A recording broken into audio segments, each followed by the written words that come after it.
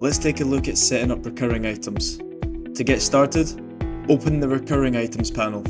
Here you can add items like utility charges, parking, cleaning, or service charges.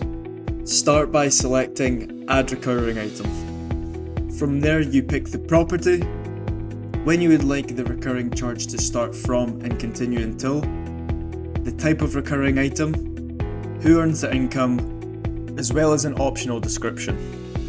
Up next, go to Item Details. Here you can choose how often the charge should repeat. You can then select which day the charge should be generated, as well as enter the amount. You can also set how many days in advance the transaction should be created. This is useful for giving tenants visibility of upcoming charges and for matching payments that have been made in advance. Use Preview to check the recurring item before saving it. If everything looks correct, click Save. You'll then be taken back to the recurring items panel, where you can see the item you've created.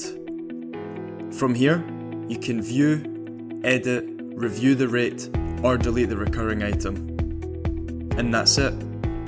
Once set up, COHO will automatically generate the charge according to the frequency and dates you've selected, so you don't have to keep adding the same transaction manually.